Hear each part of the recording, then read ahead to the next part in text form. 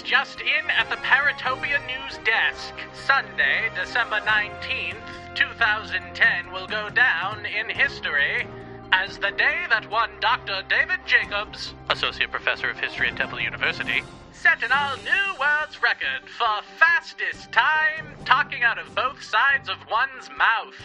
Dr. Jacobs performed this feat on none other than Coast to Coast AM with host George Knapp. Let's have a listen. David Jacobs, I appreciate you talking to us about this. I don't want to lose our audience because this is a kind of a complicated thing and we're just grabbing it in bits and pieces here. So I have one more specific question regarding an allegation that she's made, and it's a pretty serious one. And basically it's that while she is under hypnosis, you plant this idea in her head, and the intention is that you are going to sort of get these aliens or hybrids off your own trail, sort of as a protection for you that's not good for her. What do you say to that? Well, in a way, it's totally untrue, and in a way, it's true. 5 seconds, ladies and gentlemen. Yes, 5 seconds is all it took Dr. David M. Jacobs to speak out of both sides of his mouth, thus shattering all records set by politicians and criminals alike. Let's listen to it again. Well, in a way, it's totally untrue, and in a way, it's true. And again. Well, in a way, it's totally untrue, and in a way, it's true. Let's listen to it one more time. Well, in a way, it's totally untrue, and in a way, it's true. And one more again. Well, in a way, it's totally untrue, and in a way, it's true. We here at the Paratopia news station predict it will be many, many years before this record of 5 whole seconds talking out of one side of one mouth and the other side of the same mouth is smashed. So congratulations, Dr. David M. Jacobs, Associate Professor of History at Temple University, and happy holidays!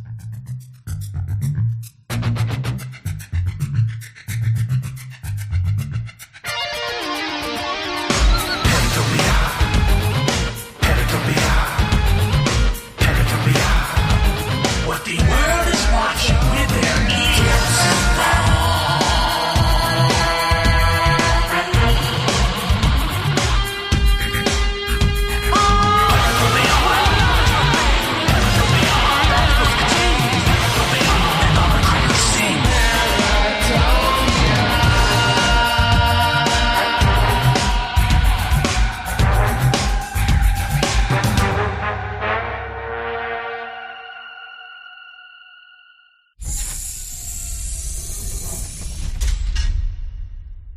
Oh, Jeff, the weather outside is frightful. Take it, Jeff.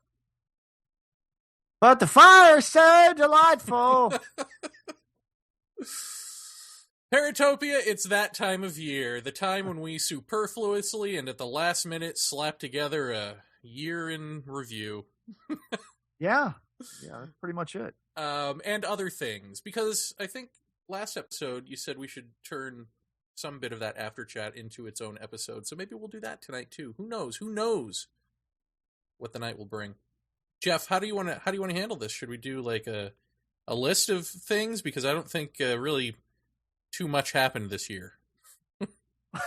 You don't? I think a few big things happened. Wow. Do you think even 10 things happened? If you've got them, man, flaunt them. You control this bad boy. I yield the floor. This will be like a surprise to me. This will be like Christmas for me. I don't know what this could be. Give me presents. Well, I mean, I think. I think coming in at number 10. I think before we even launch into that, I think we have to. I think we have to thank all of our subscribers and listeners for supporting us, because this is the year that Paratopia began raping you, and I think that we should say thanks for the matching lime green Lamborghinis that we went out and purchased this weekend. Yes. Thank you, Paratopia listeners. We really appreciate it. With the slick new ride, we should be able to get any chicks we want at this point.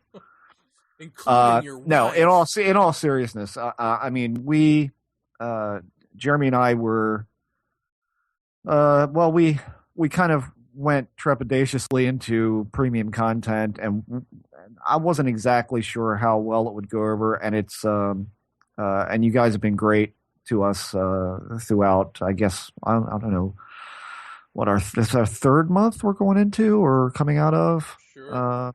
And the subscriptions continue to grow, which is great. And all you guys, we really can't thank you enough for your help in supporting the show and all of that. I mean, it's been great, and it's very much appreciated. I'm sure Jeremy feels the same way.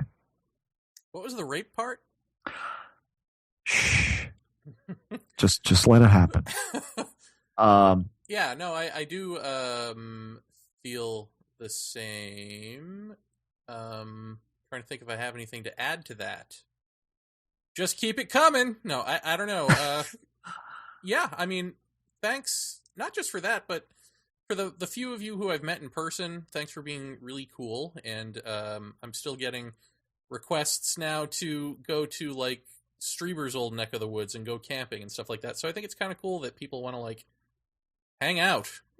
Yeah, yeah. I mean, I think it's all that, it's not easy to do a podcast for as long as we did and then just turn around and say, okay, we're going to do this in a premium format. And to have people stick with you, I mean, it just goes to show you that people do care enough about this stuff to support it.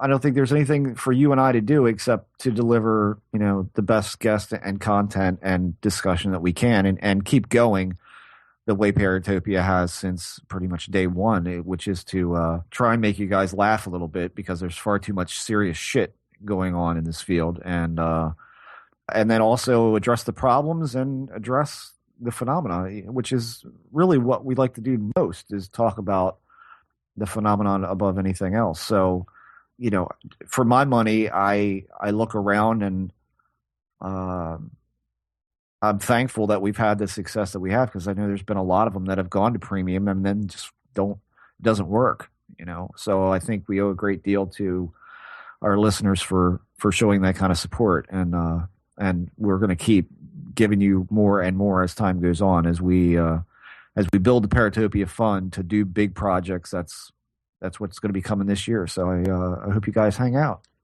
Yes, and I did a little movie that hopefully will be in the bonus content section. Quiet down. At some point. Quiet down, you. Perhaps by year's end. I'll do my best, yes. Somebody emailed Jeremy and explained to him that you can't, or you could have a hard time streaming a very large file online. No, that is going to go up this week, actually. So you'll have it by the weekend. Woohoo! USA! I also want to say that I came to a little epiphany about paranormal radio as I listened to David Jacobs on Coast to Coast with George Knapp over the weekend. Oh, my God. He was on Sunday night. And, if ever there were a time to support Paratopia, I mean, this is it, because not only do we do the deeper stuff and the funny stuff, but I think we're probably the only entity out there. I don't know if it's fearless enough or just that because we're not part of some system that we can, maybe because we only answer to the listeners, right? Right. That we can take on things like David Jacobs, that we can investigate these things and that we can not have to cater to the sacred cows of the field and just present to you what we see as the facts and the truth. Yeah. And that was really driven home that doesn't happen much. And we know this, right? Like we've complained about this, podcasts and radio shows being entertainment and all that. But I guess it dawned on me in this way, listening to the interview, that for all the conspiracy stuff out there about the media being controlled in terms of politics and all of that, I mean, all of this stuff is the type of material that gets covered on Coast to Coast and other podcasts and things of this nature. And I think what's missing from that is the fact that these shows are also censoring. Or not censoring, or just trying to really cater to the entertainment factor. Well, but that's the censoring, that it's not even important enough to them. Right. Like right. They're not tailoring it to that. Yeah, because the Jacobs thing, it was prefaced with, there's a lot of backstabbing in ufology and blah, blah, blah. So maybe that's where this comes from. We don't know. Now let's spend an hour asking David Jacobs about his findings on hybrids, which is a wasted hour, because really all you need to do is ask him about the charges, and then we'll deal with whether or not there's even a hybrid theory to talk about after the fact. Right. But that's not the way the show's set up. So it's an hour of listening to him spew his bullshit research, and then an hour of him lying. And yes, he was lying about a lot of things involving the Emma Woods case. And so this all gets wrapped up with, well, we'd love for you to come back and tell us more in the future. So it's never wrapped up with any sort of finality, right? There's no, there weren't even really any follow-up questions. There were some hard questions in there for him to answer, right? And so you go, wow, that's a great question, George, except there's no follow-up. So whatever his answer is just stands. Uh-huh. And I guess it dawned on me that I believe the next night, Monday, and I could be wrong about this, but I believe the next night Richard Hoagland was going to be on. So it dawned on me that Coast to Coast isn't really the entity that should be investigating something like this, because essentially they promote bullshit anyway.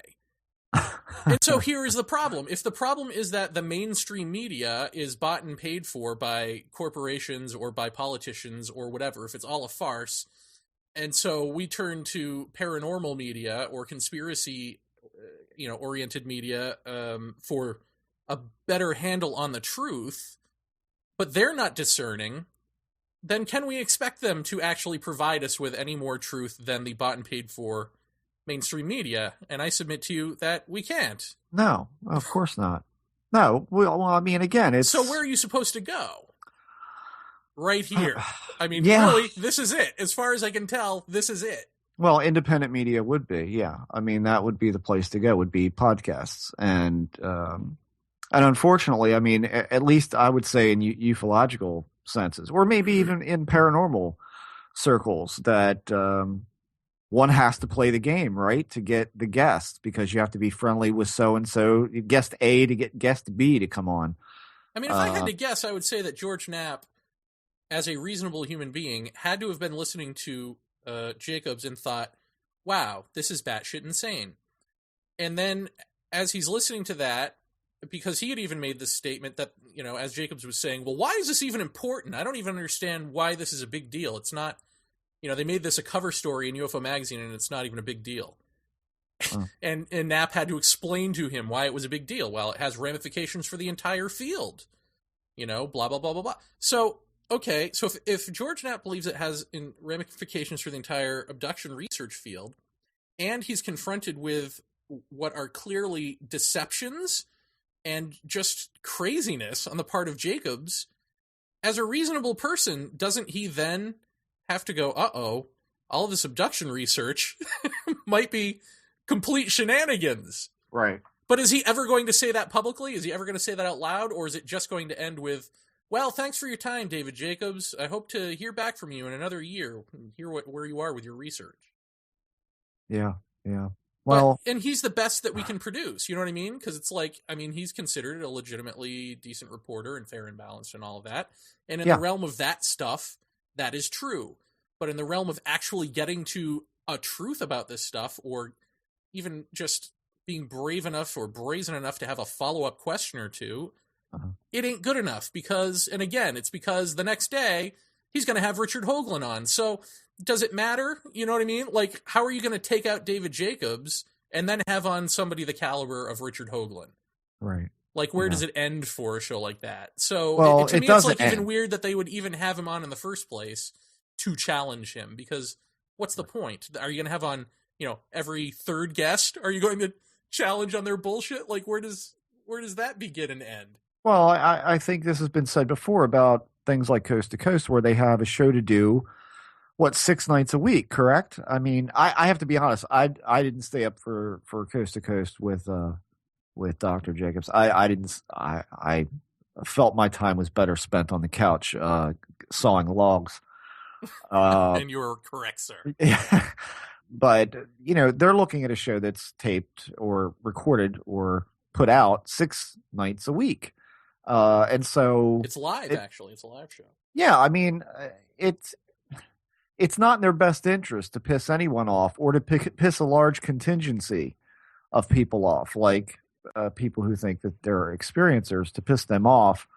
That doesn't make logistical sense for them, in the sense that Jacobs won't come on the show again, or Hopkins won't come on the show, and then before you know it, someone else won't come on, and they're losing a foothold on the next guest that they can have on. Right. So my point is that, like, at first I was getting upset with George Knapp. In my head, I was like, oh, I can't believe it. And then it just dawned on me, there's no reason to get upset with him, because this is the best he can do. This is the best that he is going to be allowed to do. Correct, right. And that doesn't mean that there's some overlord going, you better not do this or else. It's just, your role. Right. You know what you got to do, and the show must go on, because it is in fact Coast. a show. Yeah. Right. This is Coast. You know where to play this. This is not, what is it, KLAS that he works for?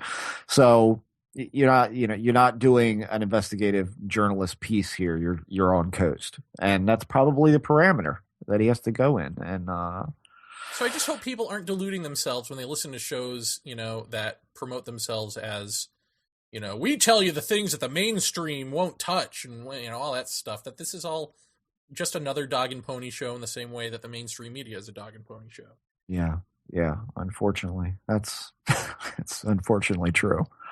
But like I said, I didn't hear it, and I had brought up to you that to me it's kind of I've kind of moved off of it now at this point, because I said dead issue to you earlier on the phone about it, but I don't want to call it a dead issue. I would say it's a done issue for me. I mean, I don't see.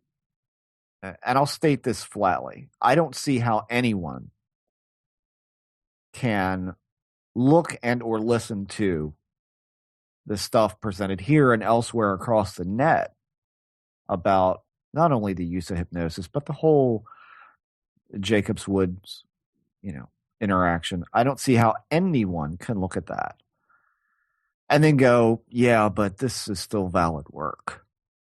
And if you can, then I would say this straight out: you're brain dead. Well, I just don't see that happening. I was watching message boards, because Emma had written to me after the Jacobs interview, saying, "Wow, not only are people posting like horrendously insulting things that I couldn't even read on the air, messages to her on YouTube and various other places, right? Uh-huh. So she's getting this sort of hate mail, almost death threat level hate mail, because Jacob said she's a psycho, so she's a psycho, so why is she picking on this man? And of course, Coast isn't going to have her side of the story, right? And they're certainly left it open-ended enough to where the fans can maybe feel like, if they are idiot enough to to like what they heard, to go with it. But there are also people like saying that she's, I don't know, there were these two women, and the first one you would know the name of, and I don't remember it, but the second one was Arizona Wilder.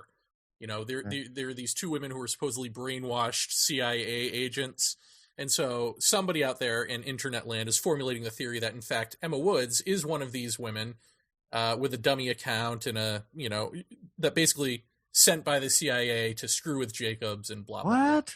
Yeah, and so, here we are seeing a mythology being created because nobody wants to deal with the facts. But then also I saw in one thread your thing, which was somebody said, okay, Jacobs may be a bad apple, but we can't possibly throw out all of hypnosis, because then where would we go? Where would we go? You have to throw out all the research. We can't do that, can we? Yes. Yes. So there you go. And so this is the kind of thing that I think, like, leaving it as open-ended as they did is the gateway for morons to just, climb over themselves to badmouth her and to turn it into something that has nothing to do with a fact, period. Jeremy, have you heard the coast-to-coast callers? No, I can't say that I have. I'm just saying. Yeah. West of the Rockies. Again, it's just one of those things where we've talked before about how kind of a thought that we had at one point in time was, can we actually make suggestions within the field that would maybe propagate and take root in some fashion that would up the level of discernment or at least the tone of discussion, and we slowly found that no, in fact, you can't do that because number one, there's so many different factions of people who are interested in paranormal topics, but you've also got what we've talked about before, which is the cliques within all of these different, formulas of paranormal thinking. And so when you come right down to it, there's really no fixing anything. And so to make any progress, it becomes more and more apparent to me that you have to essentially gather what you can as you go out the door. In other words, you lay your case out, you present the data that you have, and then it's up to a certain. It demands a certain amount of critical thought, and it demands a certain amount of smarts to say, this is bullshit, and I'm not going to fall prey to this anymore. And now it's time to get serious and really start thinking about this stuff in a different way and in new ways. And we've gotten listenerships that recognize that, but I don't think there's any case that you could present to anyone, no matter how good your information, that would effectively change everyone's opinion on this thing. I mean, just take, for instance, the hypnosis thing. I think that right now, this has to percolate for a while before it really does start to take and enact some kind of awareness for people. I mean, people have to become aware of it, number one.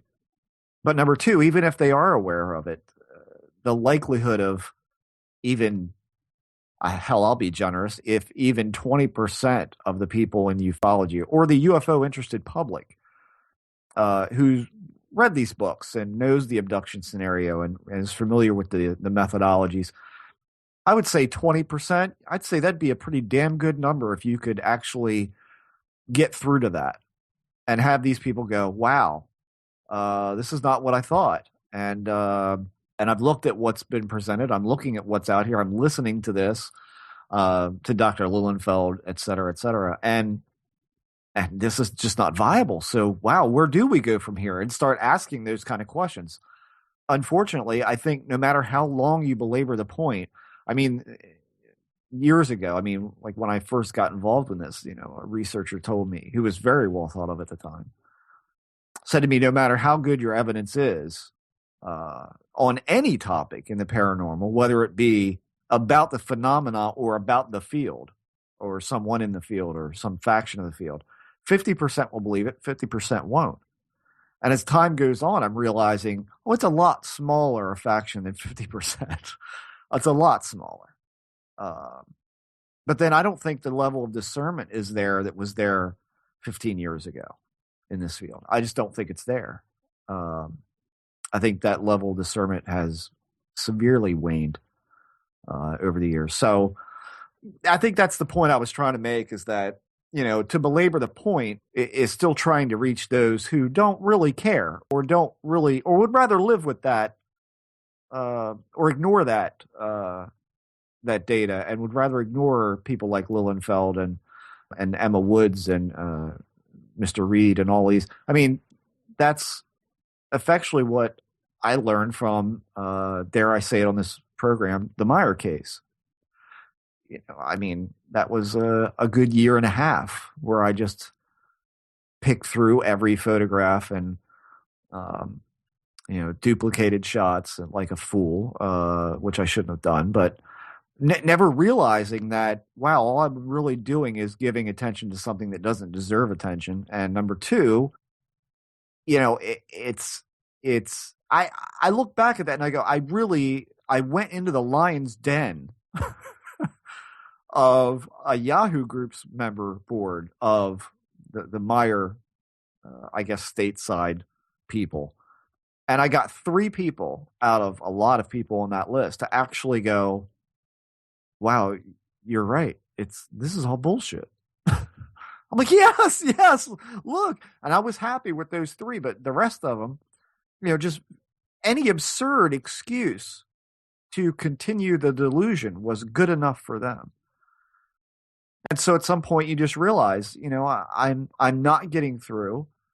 And those who are intelligent enough to see this and intelligent enough to learn, and then let's explore other venues or other avenues of looking at this, are the ones you want listening, are the ones that you care about, because those are the people who think. And the people who don't think, we can't be concerned about. That's really where it falls for me. Well, that makes sense. I just think in terms of all this stuff, much the way Jacobs could originally hide behind she's just one lone crazy person. Right. You can hide behind he's just one lone crazy person. And so we need to hear about the other crazy people. And we will be doing that probably shortly. Yeah. I mean, how do you feel about it? I mean, do you feel like it's one of those things that has to percolate for a while, or? Yeah, I think it's shocking to me how many people don't know about it. And so, therefore, Coast to Coast was their first exposure to this. Mm-hmm.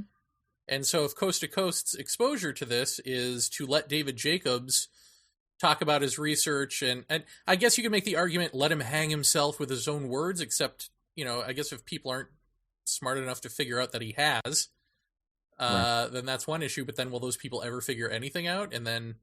Well, there it is. Are you ever even trying to convince those people? I don't know. But it just would have really helped if at the end of his half-hour rant, he didn't name Emma Woods. He didn't name her at all. Uh-huh. He said he refused to say her name because he doesn't, So he just talks about this lone crazy woman, for about a half hour he does this. How effective would it have been if George Knapp at the end of that half-hour rant had said, well, what about Brian Reed? Right. But he never fucking said that. Right. And I know he knows about Brian Reed, so why didn't he say it? Yeah. It could have just slipped his mind, it could have just been that, but it's like, wow. But he didn't, at some point, he was talking about, Elizabeth and saying, I trust her, I've known her for over 11 years, I love her, she's great, she's wonderful, she's blah, blah, blah. So that's why I trust that she's not faking instant messages and whatever. But in order to be 100% certain, I would have to peek into her windows at night and just watch and see if, these aliens show up. To which, again, one little follow-up question. Couldn't she just turn on her webcam? Right. Why didn't he ask that? Again, it could have just slipped his mind. It's always easy to play, quarterback and in after hindsight the fact, or whatever, but... Well, again, can I point out that that no researcher in this should be that trusting? Well, that's a whole other issue. The whole other issue is, should you even be in the position with your subjects that you claim to have, cold scientific distance from, where this is even going on in the first place? So, I guess, again, could it just be that George Knapp is like, well, I'll just let him hang himself with his own words. People are smart enough to figure this out. Maybe. Maybe. Well, yeah, and I think that's what you have to do, is essentially to handle it just like that, where, it becomes obvious. And for the people that it doesn't become obvious about, how concerned can you be? I'm not concerned about that. I think that again, for me, it ended at Lilienfeld's episode. Everything after that was just proof to me of Lilienfeld's, assertions about hypnosis and what can happen and how it affects people. I don't not share your aggravation at what's in fact, I got kind of relit on that fire this past weekend because there was a special, I believe it was on the Science Channel, about multiple personality disorder. And I remember watching this, and it was all very interesting, talking about dissociative disorder what causes it. But there was a man who, I guess for all intent and purposes, was a normal married man with children, daughters, I believe, if memory serves. And he woke up one day as a woman. That's it. He doesn't know where he is, doesn't know his children, doesn't know his wife, and he's a woman.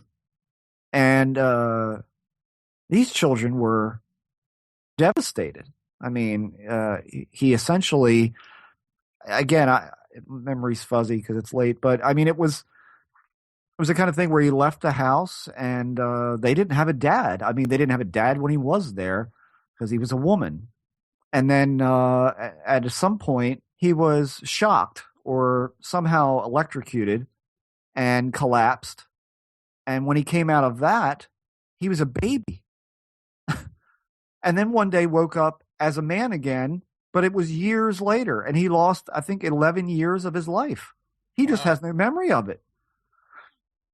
And then they said that multiple personality disorder can lead to drug abuse, can lead to overdose, can lead to suicidal tendencies. And I just got so fucking pissed off because I thought to myself, how could anybody... Well, I know how, because when one doesn't know psychology, when one doesn't know and is not trained in psychology and has no education in it whatsoever, to suggest a multiple personality disorder and to implant that as some kind of suggestion in a hypnotic state, that doesn't, whatever.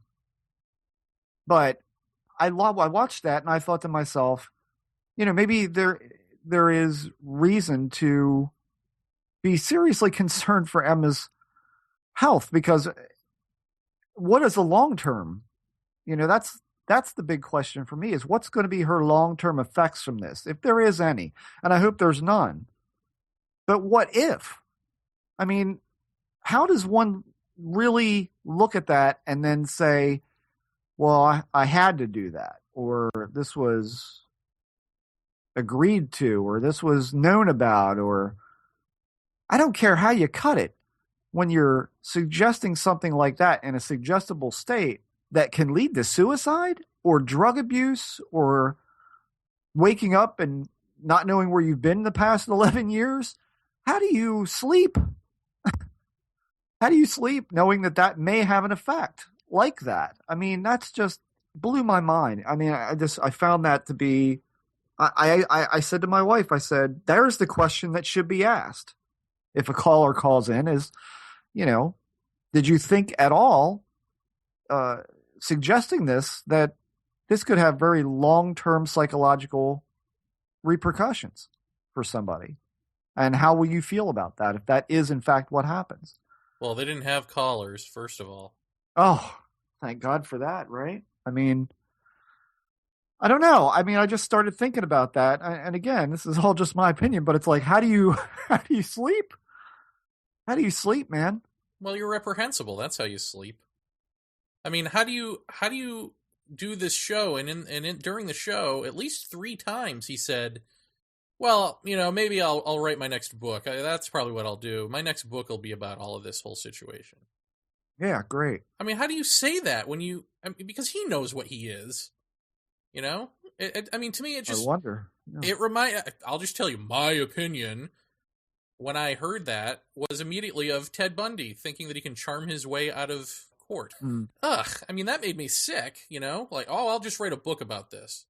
I mean, his answer should be, I'm just going to go away now. I'm done. Well, again, it's one of those things where, and how I always say, it's one thing to sit around and talk about this stuff. It's another matter when you're standing in the front lawn watching a disc go over your head, that sort of hardcore realization. But then there's also, like we've talked about before, like for some people, this is one big game. This is one big D&D factory. And I think if nothing else, that this ought to show people that when you're dealing with people and you're dealing with a potentially dangerous tool, that this can actually be very, very serious. I mean, to the point where people can die. I mean, that's what I walked away from that program thinking to myself. It's like, I'm not. I mean, and believe me, Emma seems to be completely have walked away from this. But I don't know. I mean, I'm not a psychologist, so I don't know. But I mean, everything that they were talking about, I'm thinking to myself, my God, what if she wakes up one day and she's not her anymore?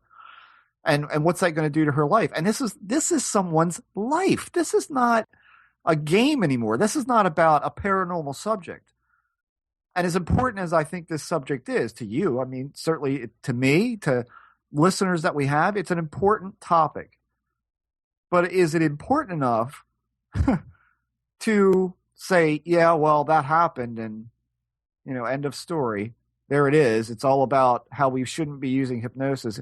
I think it's got to go further than that. I think it has to go to putting this in front of a medical board and saying, shouldn't people be properly educated in psychotherapy before engaging in this? And effectually saying to do this without some sort of, goddamn the certification that they got, because clearly that's not being leveled as a medical practice, right? If you are caught doing this in any capacity without the proper psychological training, which would then render it useless. By way of psychological training, you would render it useless for doing what it's doing in this field. But to do this would be the equivalent of practicing medicine without a license. That's where it should be. I mean, if it's that dangerous, why isn't it, is my question. That's what's reprehensible to me. Well, maybe it needs to be lobbied for. Maybe it's one of those things just slip through the cracks and needs to be pointed out. And I mean, if anybody knows what kind of, I don't even know if it's something an individual could do. Maybe somebody like a Dr. Lilienfeld might be able to enact something like that. But if anybody knows something that could be done about that, or who we would write, or how we would even approach something like that, I'd certainly like to know. Like, how do you get this in front of a board to go, yeah, this is serious, and we need to put a stop to this, because this is handing out Tylox as aspirin, when you're not a doctor. I mean, it's ridiculous. And I think again, on so many levels, we've talked about how immature this field can be and how D&D it can be. I think the only way to stop the kid from playing with the pistol is to take the fucking pistol away. Mm-hmm. I think that's the only way that you're going to put a stop to it and say, all right, this is serious business. People's lives are being changed and people's memories are being fabricated, and that's never a good thing. Yes. Yeah, and what he said about hypnosis was comical, too. Knapp had asked him, should amateurs like you be doing hypnosis in the first place? And he said, great question. And he said, yes. Oh, poor answer. Yeah, he said forensic hypnotists and hypnotists who hypnotize you for weight loss or that sort of thing, they are not qualified. They don't know what they're doing. They're not qualified to do regression abduction therapy. Are you fucking serious? And he said, furthermore, I mean, as an example, Dr. Simon, when he did, the Betty and Barney Hill case, he had no idea what to ask them. If you listen to those tapes, he had no idea what he was asking or what to even ask them. These people are not qualified to do the work that David Jacobs does. Oh, because they didn't ask the leading questions, I suppose. Yeah. Or they didn't do it over instant messaging. Let's put it that way. Well, I thought it was odd that he said forensic. I mean, it almost, again, it brought to mind, well, gee, he must have heard the Whitley Strieber interview. Because I know when Hopkins was on Coast, not but a week prior, I believe, he had mentioned Strieber by name and dug into him a little bit. And here, Jacob sort of picks up the slack and says, experiencers, people who call themselves experiencers, are into the love, the love and light of, stuff that just really doesn't reflect reality. And, people who refer to them as visitors as opposed to aliens, visitors, of course, is a Strieber term. The forensic thing is something Strieber brought up. He had a forensic hypnotist who told him, don't do it beyond the initial 2. Right. So I thought it was a callback to that show, frankly. But either way, completely off his rocker. I mean, well, can I just respond to the people who call themselves experiencers? Sure. Thing? Fuck you. Thank you. Okay, very good. And he even went so far as to say, John Mack, he said there's absolutely no evidence that goes any other way than what he and Hopkins have said it goes. He said, and John Mack, when he was alive, when he was doing his work, he had his own theories. He basically had his own theories along the love and light line, but that none of his subjects ever gave testimony to that. So he had to try to make it, he had to sort of try to twist it to make it fit his theory, but it really didn't. Wow. Yeah. That's astounding. I mean, there you go, folks. For people who are actually having this experience, there's the people talking for you. Congratulations. Ridiculous, man. What am I doing here? He might as well have just been talking about himself or Hopkins at that point, Yeah. That's the beauty of it. It's like, really? That's how you get away with saying your thing is right and everyone else is wrong just by saying it? Sure. Sure, that's it. And I'll tell you something, and I'm sure that this is why that when Emma first came out with her story that she was rather, I don't know, somewhat timid about it, because you're going up against someone in the field who, has the clout. It's the clout. It's the click. There it is again, I mean, this happens all the time on much lesser levels in this stuff.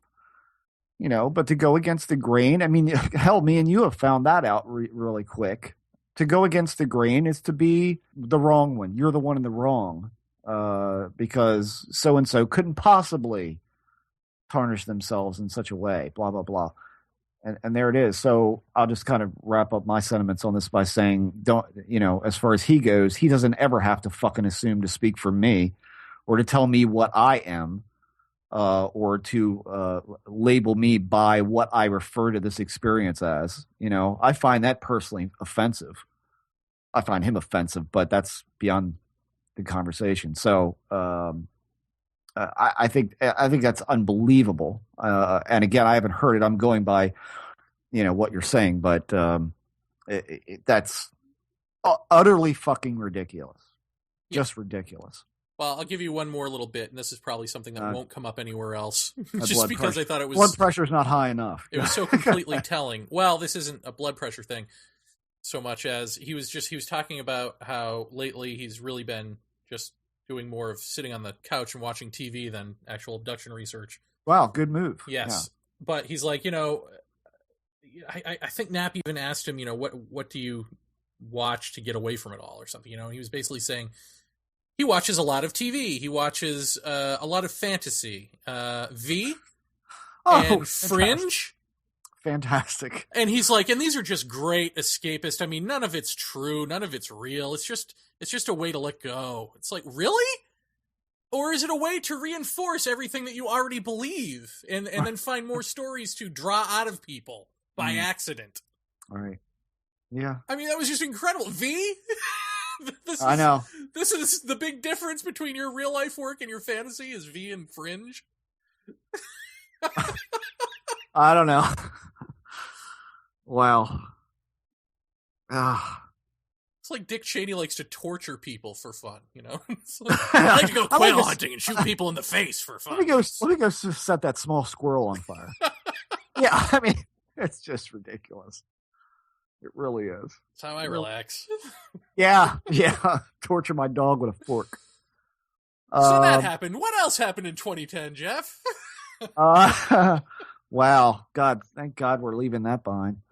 Well, we had Jacques Vallée on the show, that was a big deal. That was that wasn't that long ago, I know, but you guys have no idea how long that we chased after that interview to have Dr. Vallée on the show. And I think that was, if I think back to this year, if we're doing this show in 5 or 10 years, that's what I'm going to look back on and go, oh yeah. Yeah, that was the year we first got Jacques Vallée on the show. But I think I'm looking at the archives over on paratopia.net, and man, it's like I look back at Dr. Greg Matloff. Episode 3. I mean, it seems like forever ago. I mean, it really is tough to believe that we're rounding up on 100, right? I mean, yeah, It's crazy. I mean, this year we also had Travis Walton on, which I thought was really great. And you had Gregory Sams on, which I know you really enjoyed that one. Yes. And was this the year that we said ufology must die? I think that's every year. But yeah, I think so. Yeah. Well, yeah, that didn't happen. Actually, it did die in a way, because it's like everything that came out that was supposed to be big news was just a bogus, like, Yahoo story from China. Yeah. Or the New York balloons, or, the San Antonio Flyers, or whatever, Night Flyers. I think for me, like, going forward out of this, it's like I become incredibly despondent about this whole thing on pretty routine occasion. And the thing that I said to myself, not a couple of days ago, I thought to myself, what we had talked about before is true, is to not try and change the field or change people's minds. It's to become or to just be what you want, or the direction that you would like to see this go, which is more critical thought, more skeptical, less ideological, to be those things, and then to basically try to contain your own, like Paratopia would be, like the banner that we made so many moons ago, your dinghy in a sea of lies. Remember that line you wrote? Mm-hmm. I think that's to me, 2011 should be that thing. I think that we should effectively cut the umbilical cord from not so much, well, it's citing reports and trends and stuff like that. That's all fine, provided it comes from a source that you can actually believe. But more or less try to distance from the personality side of things, which we did to a certain point, and kind of make our own sphere. And this sphere is where we examine these things in such a way that, doesn't follow. I mean, we've never followed the trend of ufology, let's be honest, but to even get further distanced from that, would be kind of like a nice goal to set. Again, why do we listen? You asked that question back on episode 78. Why do we listen? And why do we care about this stuff? So I still think the best course of action, going forward is to try and reflect what you would like to see happen, and to get guests on that share that sentiment, that, all this stuff should be treated in a much different fashion than the ideologies and the ufological heroes and all that sort of thing. I think that would be a great way to go. And try and just create our own community that, they don't have to subscribe to our thoughts on this, but certainly to subscribe to the, I don't know, the method, if you could even call it, is it a method? Jesus, the Paratopia method? That doesn't sound good. Just trying to be a little bit more serious about this, rational discourse, that sort of stuff. So, I mean, I don't see anything wrong with that. I think we've had a good year of shows now, and well, maybe we should ask the listeners what they would like to hear too in terms of topics, because you and I have talked about delving into near-death experiences, and yes, I feel like there's a lot there to explore. But do people want to hear it? Do we care? We want to hear it. I mean, well, I do. Yeah, I mean, you mean do we care what they think? Yes. You'll hear what we want you to hear. Yes, we care. I think, well, I've had a couple of people mention to me, about going into different places besides UFOs and ghosts. And we haven't really done that much on the crypto stuff, which is interesting stuff, because therein lies some really interesting paranormal stuff that is not, again, normally associated with a cryptid. Most people want to look at that and say, well, that's a flesh and blood beast of some sort. And in fact, in a lot of accounts, there is some very strange shit that surrounds that as well. So that could be definitely an area I'd like to go. But I've been watching a lot of stuff on near death lately. There's a great program on, I believe it's the Bio channel, called I Survived. Everybody knows the I Survived, being stabbed 28 times and rolled down an embankment. But this is I Survived There and Back. If you can catch that on Bio Channel, it's well worth it. It's literally from the mouths of the people who lived it, with sort of a reenactment of their experiences. And I'll tell you, you watch 2 episodes of these, and it is amazing that they're not exactly alike, but there's parts of them that are exactly alike. The one that I thought was really interesting was a woman and her friend driving down the street, and they get broadsided by a tractor trailer. And her and her friend are in a cave, and it's a long tunneled cave. And they're there together, but there's someone else there, and this someone else is trying to lead them towards this light at the end of this tunnel that seems to be like of rock. And this being says to her, one of you is not going to be able to go, with us. And the woman said she almost felt a little sorrow to feel, I hope it's me that gets to go back. And a familiar thing is that you're going to go back, but it's going to be painful. You're going to hurt. So be prepared for it. That's been recounted in at least 3 or 4 of these different accounts from different people. But what I found interesting about the tunnel is that I'd never heard it referred to as like a rock or cavernous tunnel. And what I found interesting about that was I was listening to the Psychedelic Salon with Lorenzo, and on there he was talking to a gentleman about Salvia divinorum. And apparently this gentleman and his friend had, and I never knew this. I thought salvia was predominantly meant to be smoked, but apparently you chew it. You get the tender leaves off somewhere on the plant, either top, middle, or bottom. I don't know which he said, but you roll them into a ball and you eat them.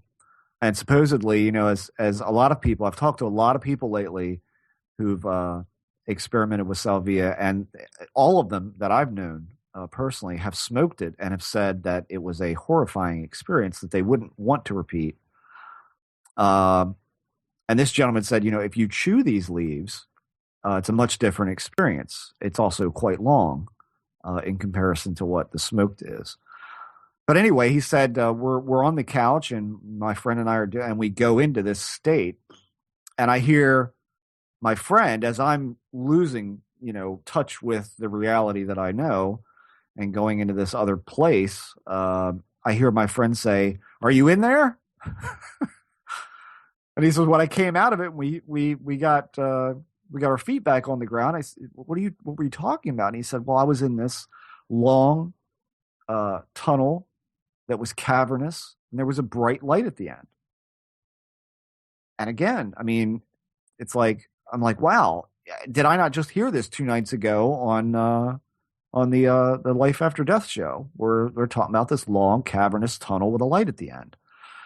And again, I look at the explanation that you commonly hear from the doctors is the optic nerves are dying, and oxygen's being robbed of that area, and so you get this light with the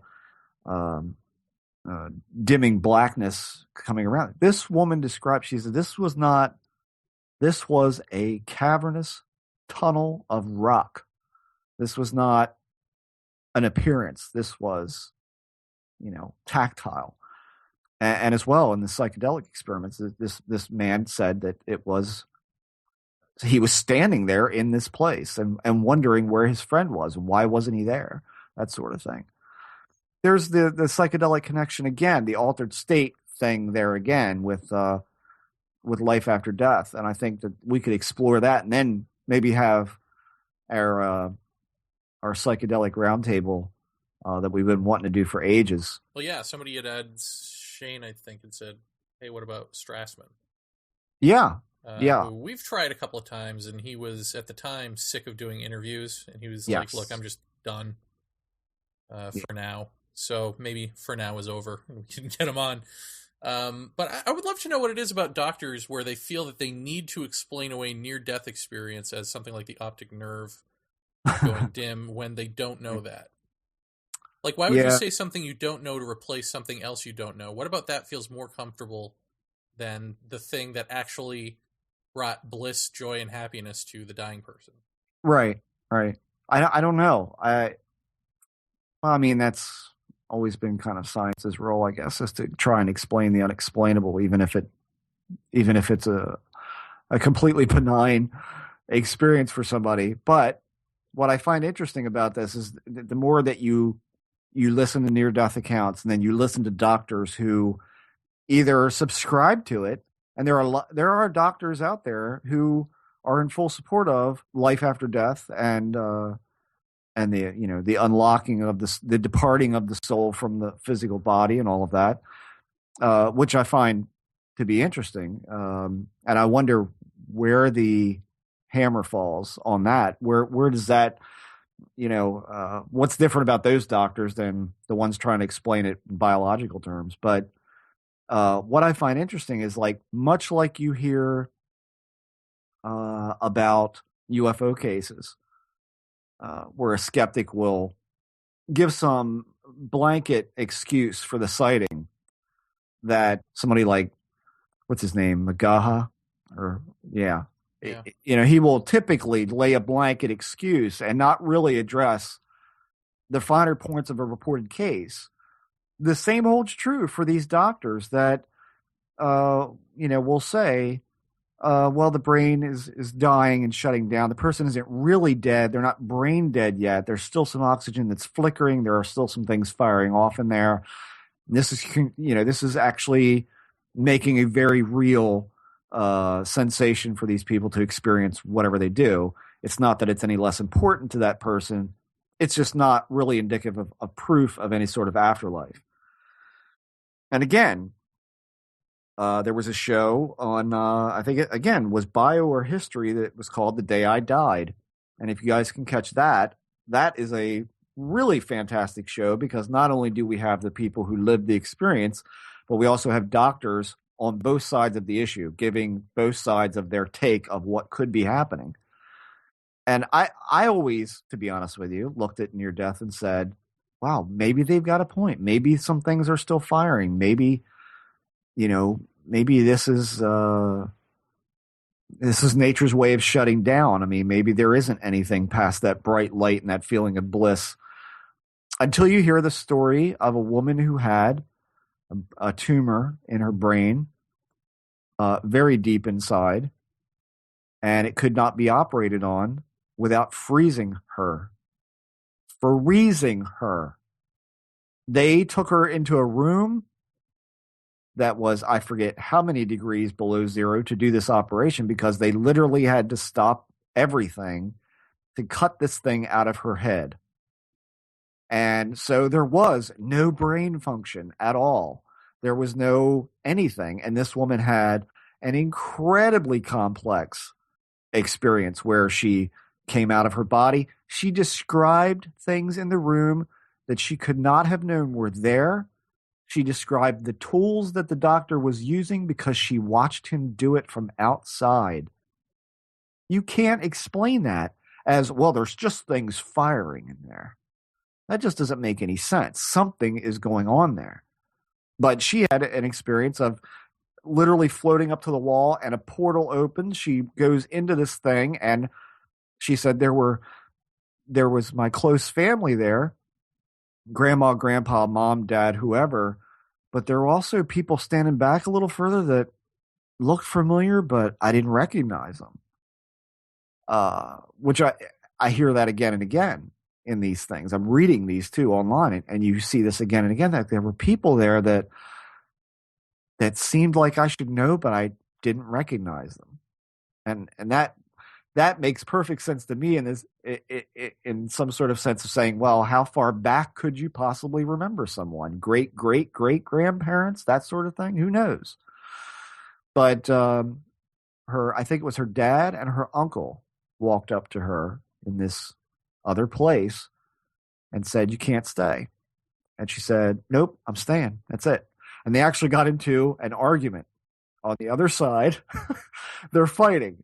No, I'm not going back. Yes, you are. And they turn her around and they start walking her back to this spot above the room where she can see herself on this table being worked on. And the way she put it is that They were standing there. She's saying, I'm not going. The uncle's saying, yes, you are. And then the uncle pushed her from behind and she fell. And when she fell, again, the most common thing that I hear every one of these people say is, I got so close to my body and then it was zook. It sucks me right in like I'm like a zipper being pulled. It's zoop and you're back. And she said that's exactly what it was like. And she said it's taken her 10 years to forgive her uncle for pushing her in.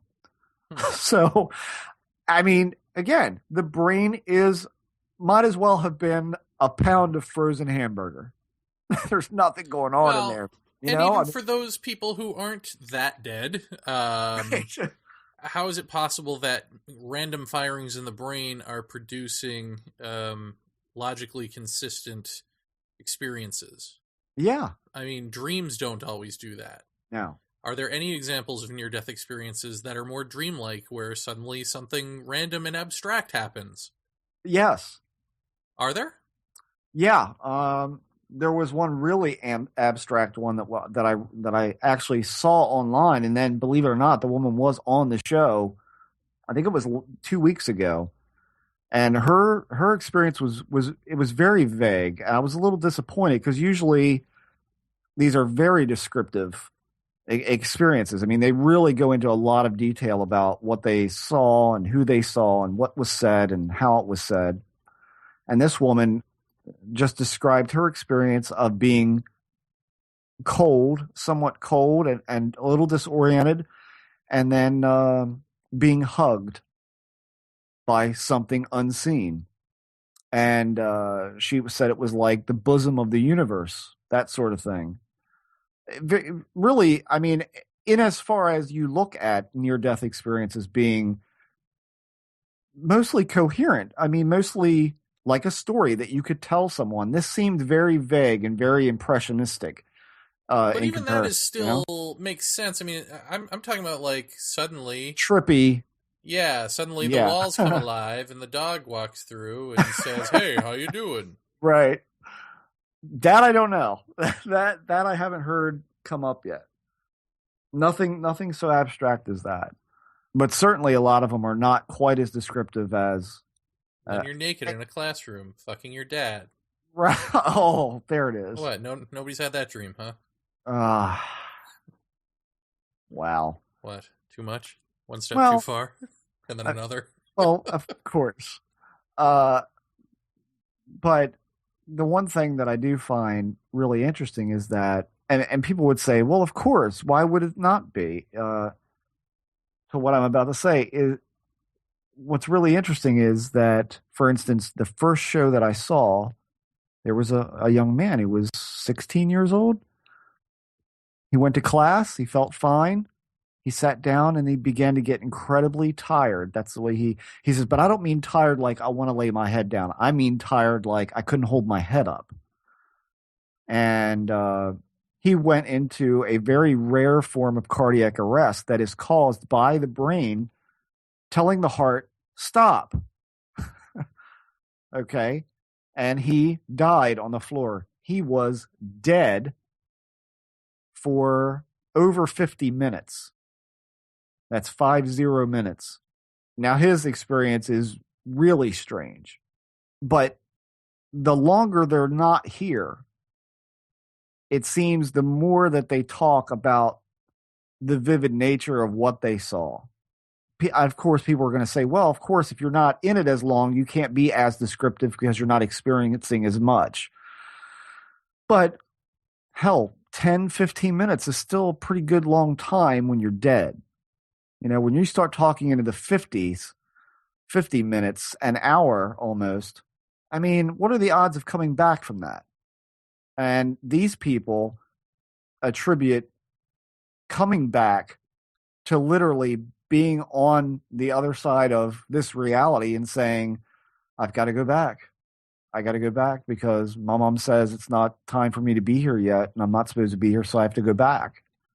I find it equally as amazing as any paranormal topic you could want to discuss. And I think that, that this year we're probably going to try and get a number of people, maybe even a round table of people who've experienced this firsthand. And I do know one person that I could probably contact easily to come on and be first, who had a pretty wild experience that they wrote up online. So I don't know. I mean, if you guys think that's something you want to talk about and something that we could look at, I think you're going to find that there's definitely connective tissues to that and other phenomena. I wouldn't be surprised if we tripped upon, no pun intended, semi-psychedelic type experiences in that. That may even be the kind of thing when we have the round table that we have somebody like Dr. McKenna sit on that and see what he thinks. So, and speaking of psychedelic, we also want to get Lorenzo on the show. So, from Psychedelics on. That's right. And so, if any of you listen to that program, do us a favor, drop him an email and bug him to come on Paratopia. Have you bugged him to come on? I have, yes. What does he say? No. Well, last time I contacted him through Facebook, and he didn't respond. So, I mean, I know he's a busy guy and everything, but I think he'd be a great guest. I think he'd be a lot of fun to talk to, and just because I mean, he presents a lot of McKenna talks and stuff like that, and he makes up he brings up a lot of valid points after every show that that certain experiences weren't his experiences. Well, I'd like to know more about what his experiences have been in this, and how he got to where he is right now with this stuff. So we haven't even really gotten into shamanism and all of that, really. I mean, No. we've talked about it, but we haven't really, we had Barbara Three Crow on to discuss the Kogi, and really, that's it. Yeah. And I guess McKenna to some extent, right? But that's something that we could explore more. Yeah. As Yeah. well. I mean, I would love to know. I would love to know if these indigenous cultures around the world are in agreement about certain things, and if so, how is that possible? Unless it's just true. Right. I think I'd assume rightly that this year will be the banner year for 2012 syndrome shows, right? So maybe we should do a 2012 show before we all die a fiery death. Funny thing you should mention that, because I was watching Judge Mathis today. Oh God. That's right. Don't judge me. Judge Mathis. No, I was watching Judge Mathis today, and one of the things the defendant in one case was saying was, I can't remember what they were being sued over, but they were basically saying, look, he bought me, the plaintiff bought me this phone, and one of the reasons was, he wanted to contact me and convince me to give him money. I guess he was raising money to go to Arizona for 2012 because the world's coming to an end, and you want to be in the mountains of Arizona when that happens. Oh, good Lord. And to look at the plaintiff, who does in fact believe this, is to say to yourself, I would rather go down like the dinosaurs than be alive in the mountains with people like this. Oh, wow. What did he look like, dare I ask? He was in court wearing his finest hunter's plaid. And, he had what looked like could be a greasy toupee. Oh. And like those prescription tinted glasses. Older fellow. Not pretty. So, wow. So kind of a cross between Billy Bob Thornton and, I don't know, R. Lee Ermey, maybe? Yeah, you just had that general dirty old man vibe. Wow. Not that either of those men are dirty old men. I don't mean. Oh no, I didn't mean to say. They're fantastic actors. Yeah, I didn't mean to say yeah. I love them both, actually. and then apply that, but I'm just afraid of them both. And that was the other thing the defendant was saying was, well, he was trying to, get in my pants. She was a young girl, and he was an older guy. And it was like, well, I don't know if that's true or not, but certainly if I were to just judge based on appearances, that's quite possible. Ow. Well, I don't know. I think maybe we do a big show on 2012 would be kind of interesting. Do you hear people still clamoring about that even now? I mean, God knows we're inching ever closer to December 23rd, right? It is, or 21st. I mean, do you still hear the chatter out there in internet land about this stuff? 'Cause, I mean, I ignore it on routine occasion. Is it still a big deal? I don't know. I mean, I don't really pay attention to a Yeah. lot out there, so I wouldn't know. Yeah. Wow. I don't know. It's But I thought it was a bad sign that it was on something as mundane as Judge Mathis. Like, uh-oh. that's a little disturbing. I mean, if there are people who are planning to head for the hills for 2012, I guess that still is out there, you know? Who knew? I don't know how many shows I've seen on History Channel the past month on 2012. I'm sick of it. But that could be an interesting thing to talk about. And I'd like to have Nick Redfern back to talk about the new book that he's got coming out about Men in Black, which I just found out about. Nick Redfern? Yeah, Nick likes to write. He has another book coming out about Men in Black? Yes. If one might skip on over to UFO Iconoclasts. Who says you can't make money in this field? Yeah, I mean, God, I'm sitting here because this just occurred to me. Yeah, Nick Redfern, book you should plan to get. It's Nick Redfern's treatment of the Men in Black phenomenon will appear in May 2011. It's called The Real Men in Black, Evidence, Famous Cases, and True Stories of These Mysterious Men and Their Connection to the UFO Phenomena. And if you head over to ufocon.blogspot.com, that's one of Rich Reynolds' sites, he's got a little write-up on it and a link that will take you to therealmeninblack.blogspot.com where the book is discussed in more detail. So, yeah, that Redfern guy likes to write a little bit. I guess so, man. And, yeah. Maybe that's the key to writing, is to just keep writing. Yeah, don't stop to do anything else. Well, I mean, let's be honest. Nick doesn't have to go get haircuts. So, This is true. Then I go there. Maybe he has to get more than we do. You ever think of that? That's probably true. That's probably true. That's where he does his best writing. That could be the barber. That could be possible. And there's been a couple of interesting things come out actually from that same direction of the Iconoclast site, and that was one that I meant to bring up to you, that maybe we could get somebody to talk about the Cumberland Spaceman photo. You familiar with that one? It sounds familiar. It's an old photo. May 23rd, 1964. A guy named Jim Templeton took his daughter out to the Berg Marsh overlooking Solway Firth in Cumberland. This is in northern England, and she's sitting on this grassy field, and he snaps a picture, and behind her, after they get the film developed, is what looks like a spaceman with a white suit on and a face mask and all of that, and I don't know, kind of Buzz Lightyear-ish looking almost, but it's been like a persistent thing that as of yet nobody's really figured out what the hell this is, and it's been an interesting discussion on there, and people trying to offer up suggestions as to what it is, and one person suggests that it's probably a jogger that this person. But the problem is that when you look at this area at a broader shot, you look at it and you go, how in the hell does a jogger run by him and they not see him? It's wide open, man. So it's like, it's just one of those damningly unexplainable photographs that probably has been around for a lot of years that, I don't know, nobody's really come up with a good answer for. So maybe we could get somebody on to talk about that kind of thing. Well, if it was a jogger and they saw him, yeah, I mean, maybe they just wouldn't have noticed him. Like even if they saw him, why would they make a big deal out of the jogger?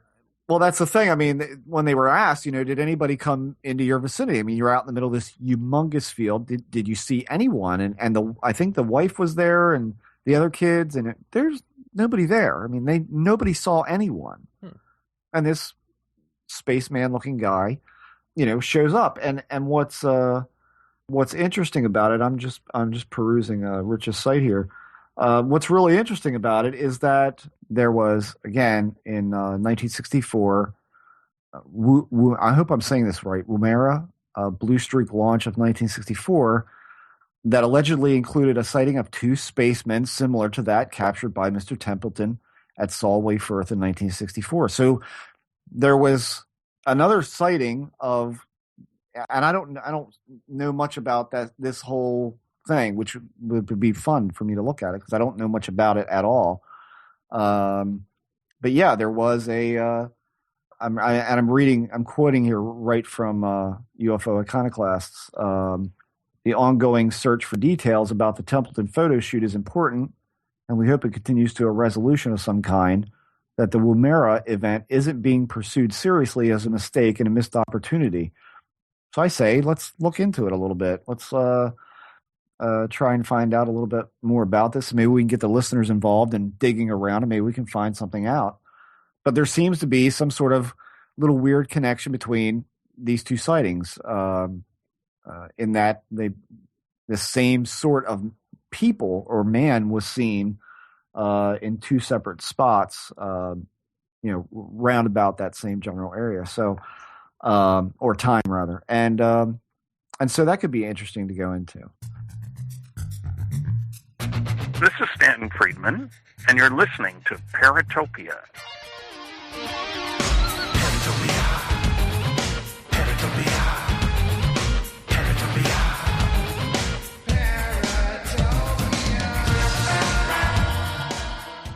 If you record audio for any purpose, chances are you want it to be heard. You want to attract the largest audience possible who can hear your message. It's like you know me. That's where we come in. We're cyberears.com, a revolutionary internet service that will host your audio files and help you promote and track its popularity. Tell us more. Considering hosting a podcast to the world? We have all the automated tools to make the process as simple and easy as it can be. But what about all the technical mumbo-jumbo? No technical mumbo-jumbo to work out. CyberEars.com does all the work for you. You record it, we take care of the rest. Does CyberEars make nachos?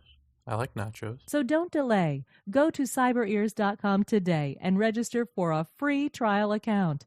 Upload your audio files and get heard. Woohoo! With CyberEars.com, it's your audio on your terms. You were just telling me during the short edit break there that you got an interesting email. Yes, Jeff. This just in from the Fairy and Human Relations Congress. Solstice greetings. Happy solstice. I'd like to read you what they have written to all of us. Please. I'm becoming more and more aware that the magic that happens around Christmas magic is really fairy magic. And this time of year is a fairy festival. All those little lights that twinkle in the dark, those are fairies. All those elves, well, they're really elves. And Santa, well, maybe he's the shaman. Oh. Solstice is a wonderful time to make offerings of milk, honey, and song to the fairies. What kind of magic can the fairies offer you? The Scandinavian pagans would decorate their trees to delight the fairies. For many, the topper on the tree was a fairy. This was later changed to be an angel.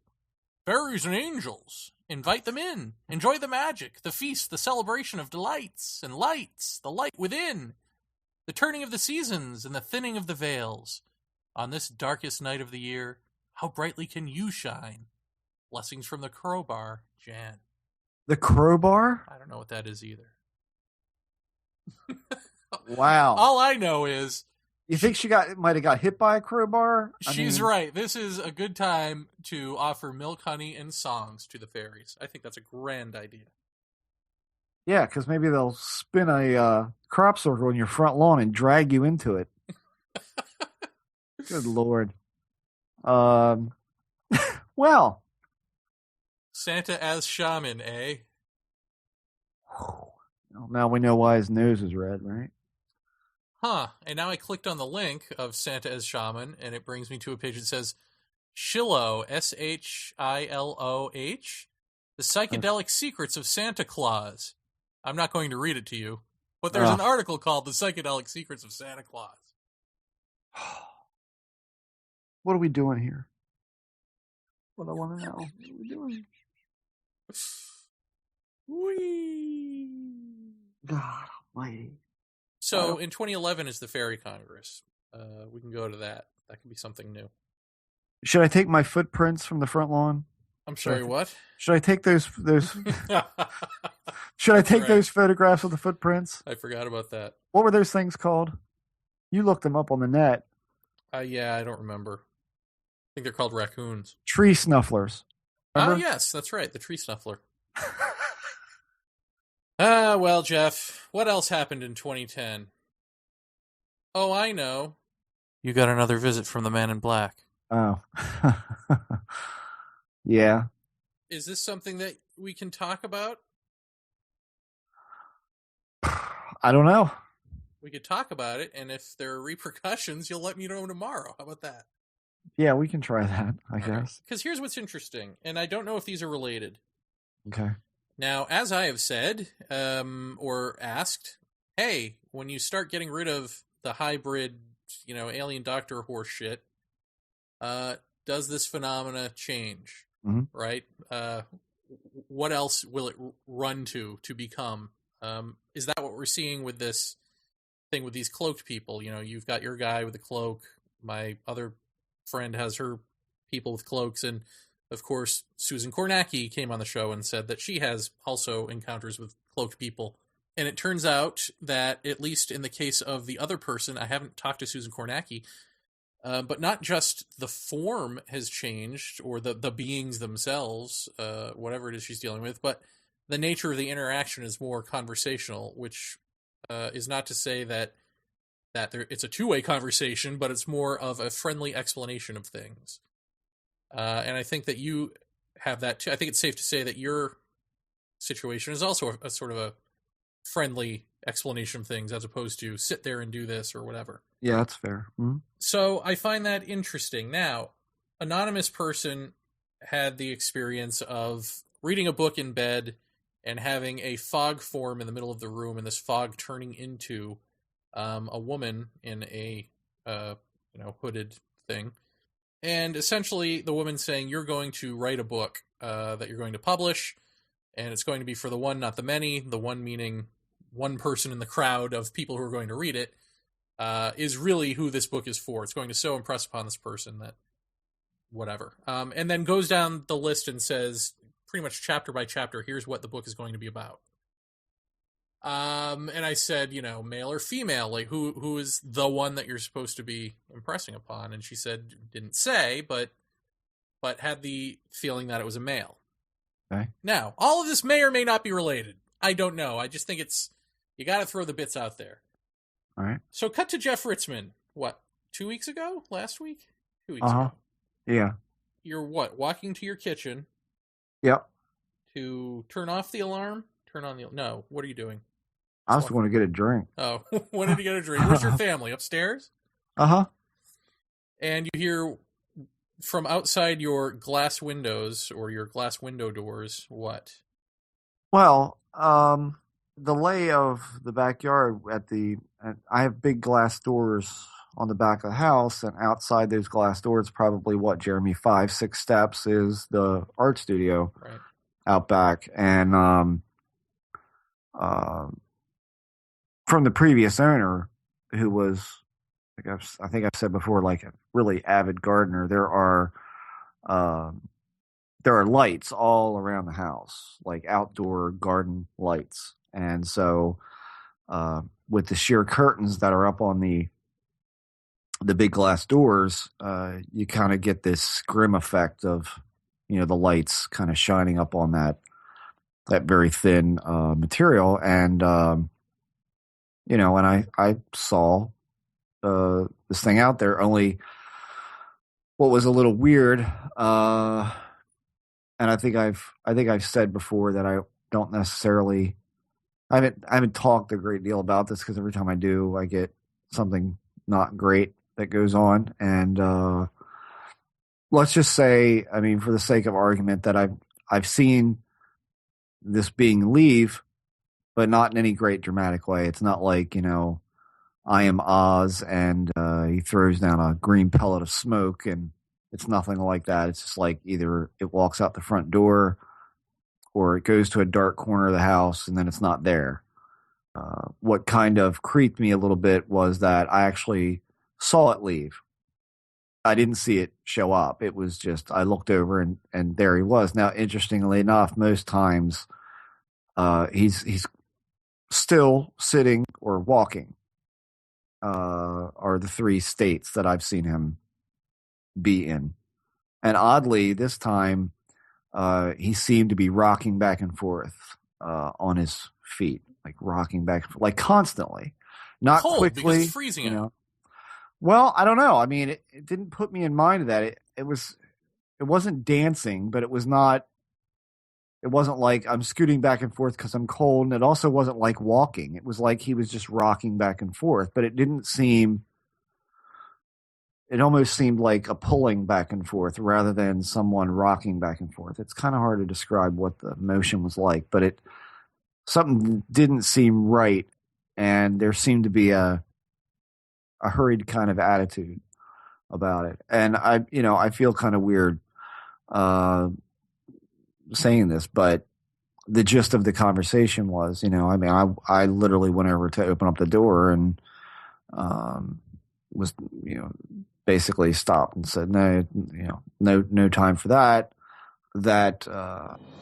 Flash, this just in to the Paratopia news desk. As it turns, Jeff Ritzman is not allowed to speak of the bulk of what happened that night, thus rendering most of this setup moot.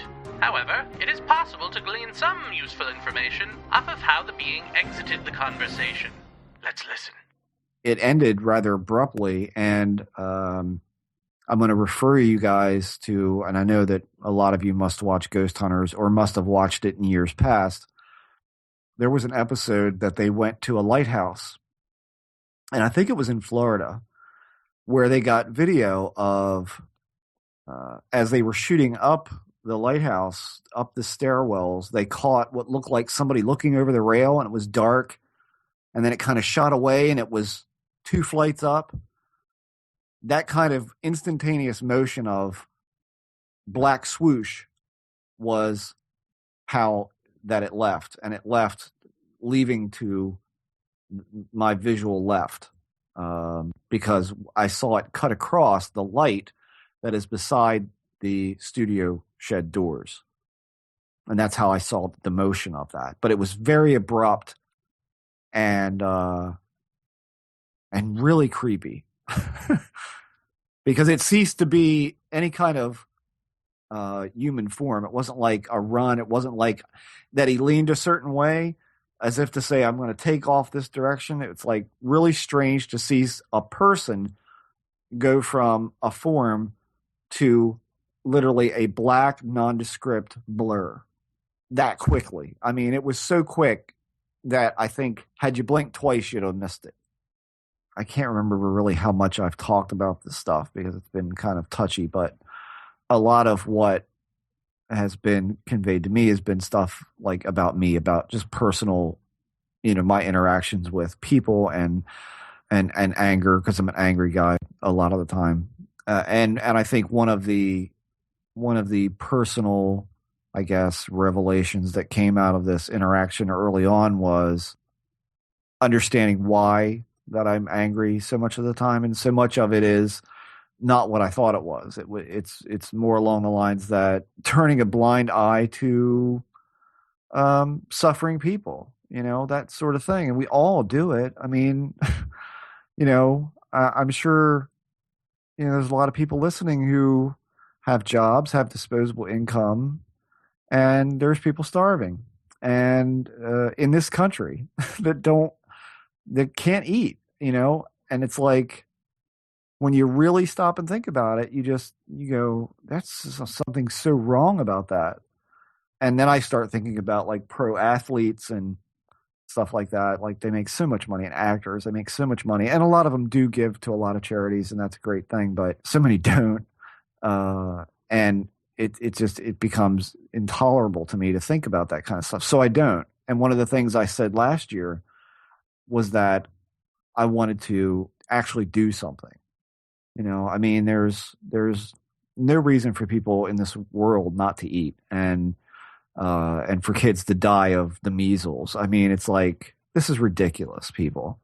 And so this year, I mean, this past year, I didn't do a damn thing really to kind of pick up the hammer and say, I'm going to do this thing that I see on TV where you essentially feed a child in this country or another country or wherever. It doesn't really fucking matter what goddamn country it is. It doesn't matter. but you never just do it, you know? I hate to sound like that old man that looks like Santa Claus on the care commercials, but it's like, you know, it's that kind of thing. And I think that if anything else, maybe this was trying to impress upon me that I tend to take a defeatist attitude. It's like, well, what can I do? I mean, I'm only one guy making an average wage for what I do. I keep my head above financial water, but I'm not rich. And, you know, what possible difference could I make in a broad sense? But maybe it's not about that. Maybe it just does come down to doing something, you know, pay attention and do something. And that maybe that alleviates some of that, I don't know, that anger. You had said last time on the show that you aren't the same person when you're talking to this guy as you are normally. No. What, were you the same person at this time? Yeah. Yeah. Uh-huh. Yeah. Because you were just walking to the kitchen. Yeah. Well, yeah, it's different. I'm not exactly. Well, just to clarify, you weren't talking about out-of-body experience or anything like that. No.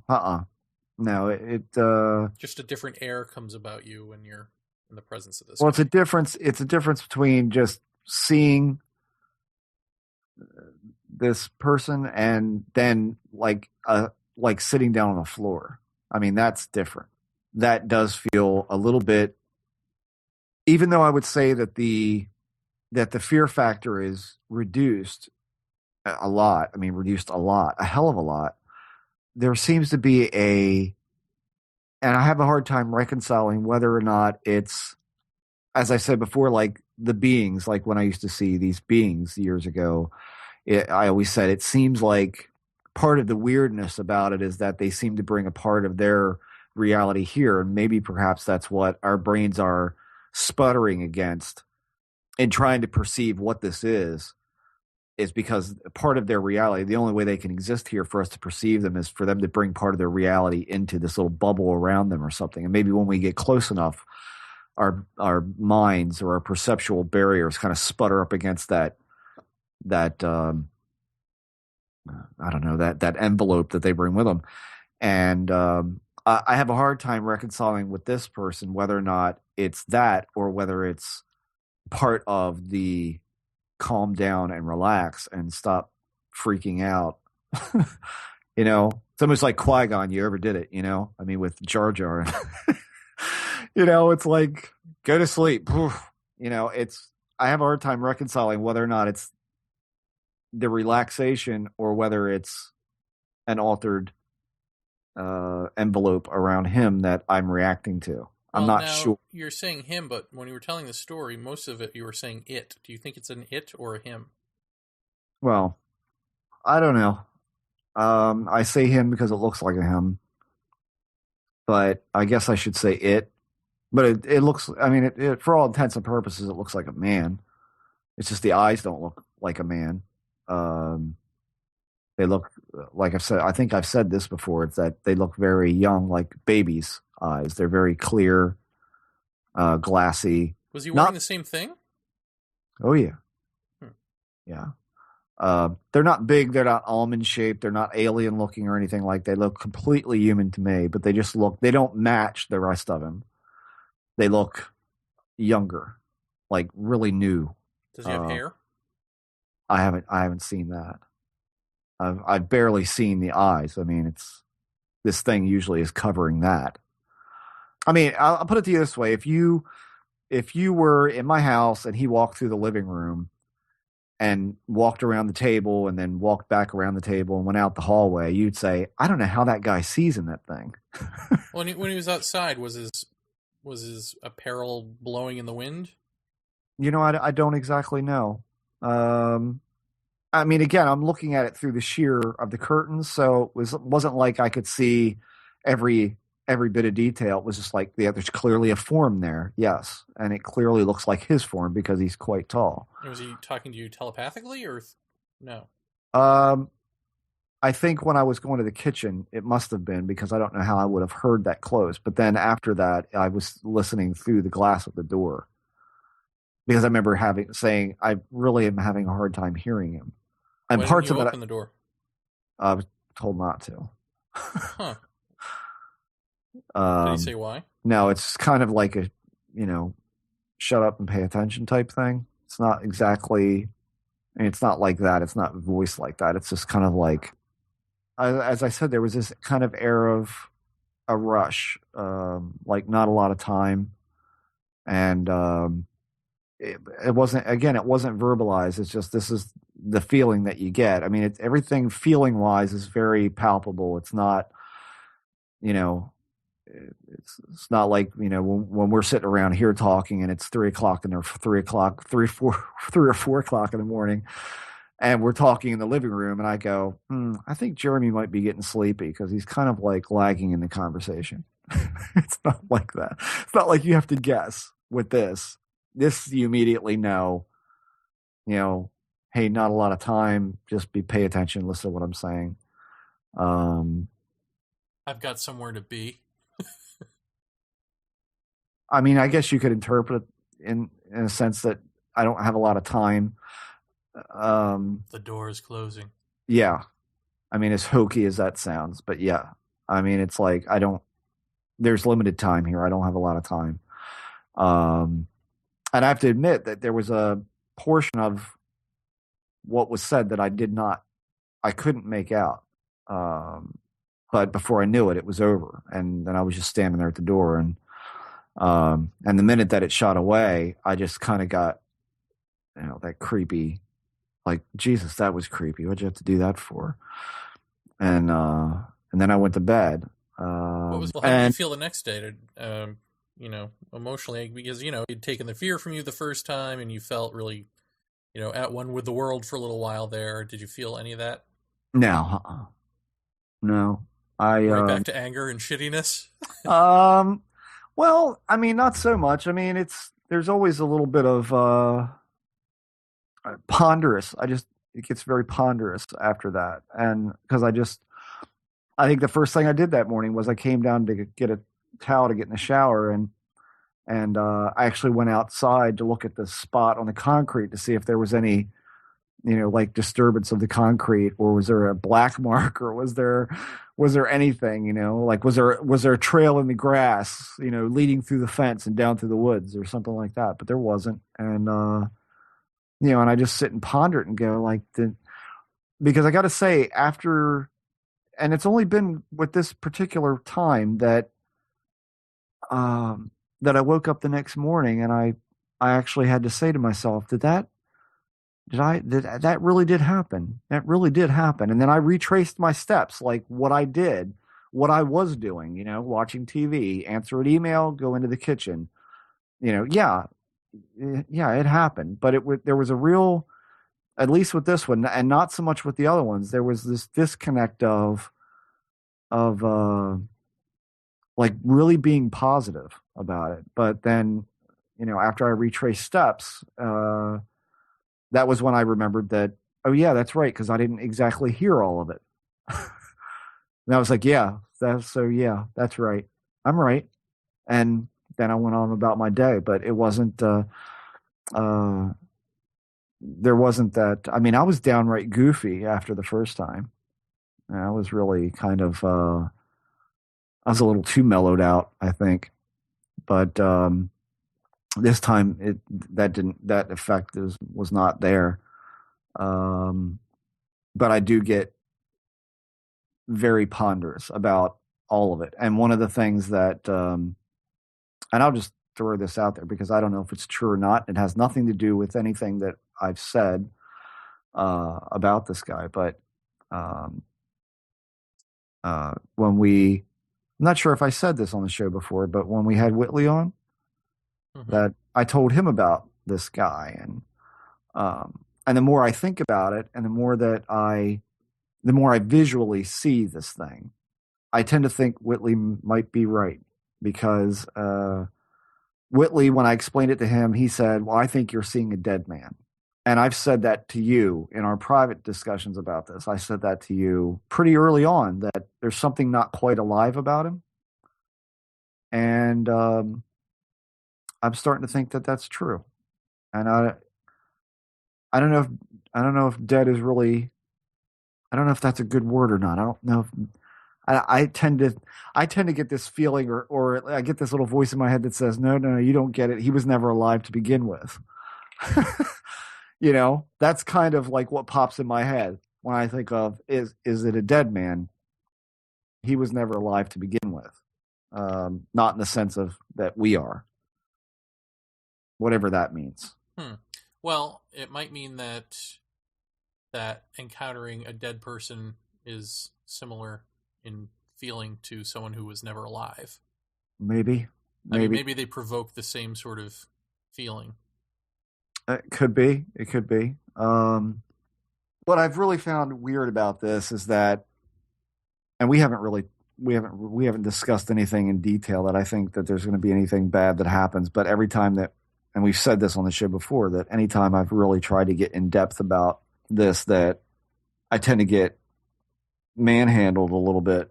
And the last time I think I posted pictures on the message board of my back that felt like a bunch of people slapping me. And that was what I woke up the next morning. That was after you and I had gotten into this really deep discussion about this whole thing, and I laid it all out. And obviously, this is supposed to be a personal thing.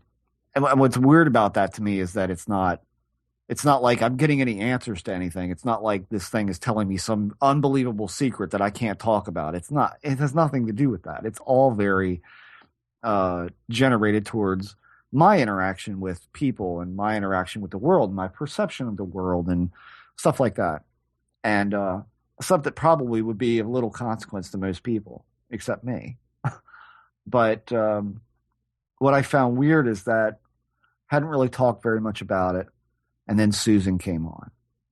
And then she said, like, well, my experiences have changed and now it's this. And I'm like, what? What did she just say? What? And then you tell me that you've talked to 2 other people who are seeing the same thing. And it's like,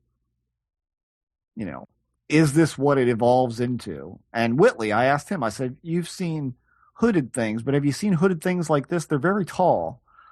I mean, I'm tall, and it's like, it's taller than I am by a long shot. And not out of the range of, it's not like, the thing has to bend down to get in the house or something, but it's, it's a lot taller than I am.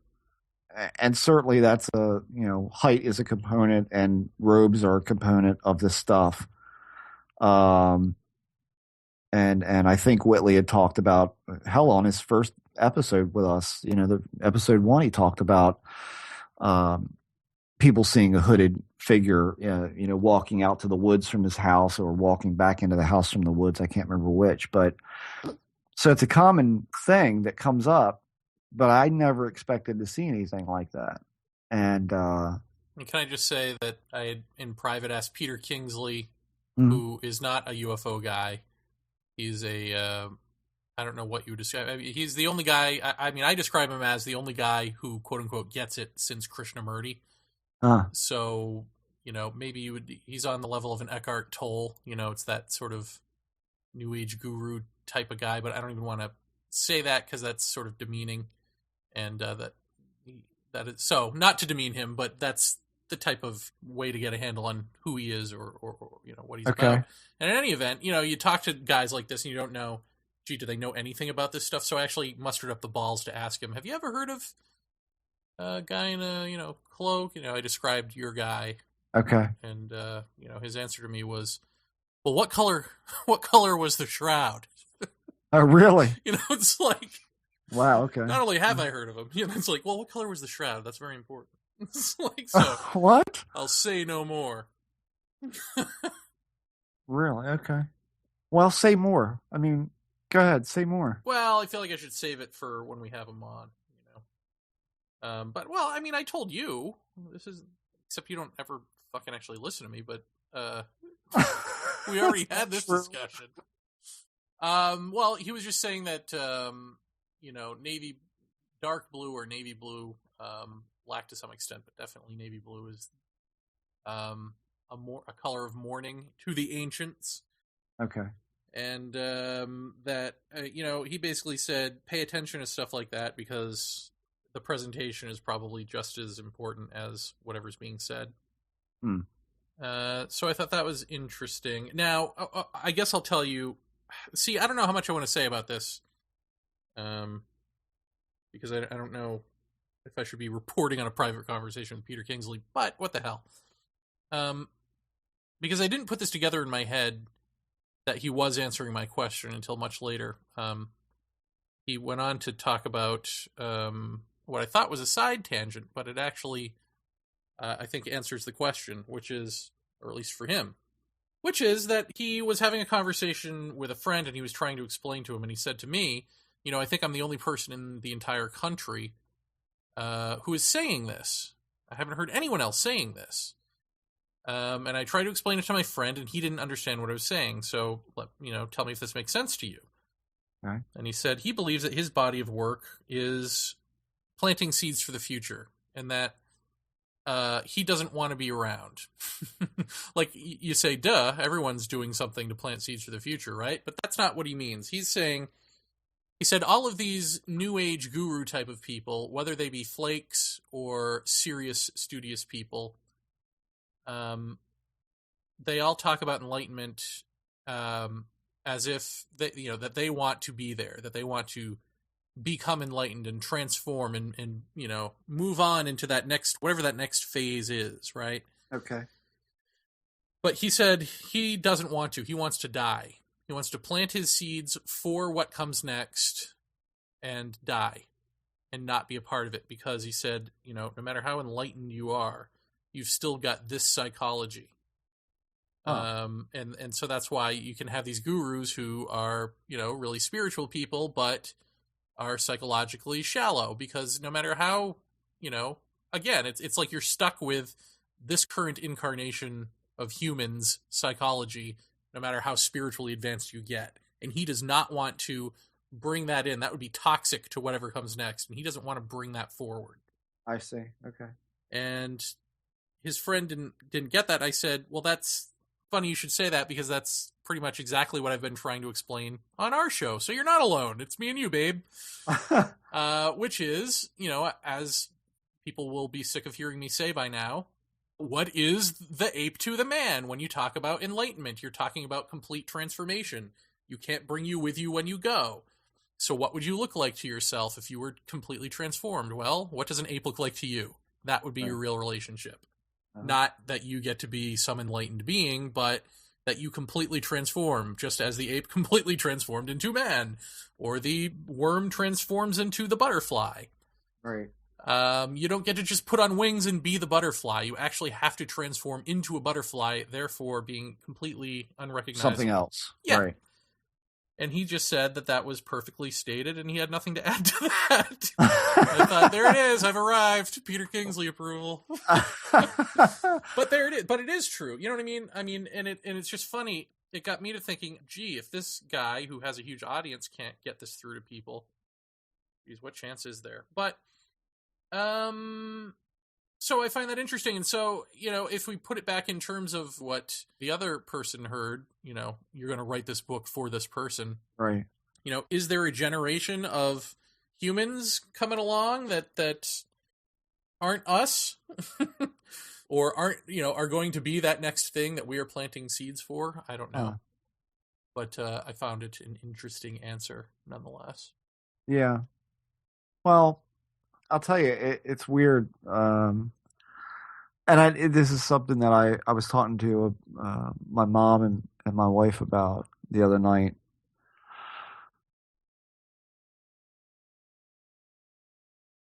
Doesn't ever enter my mind very much, and I guess, how much do you really think about your life and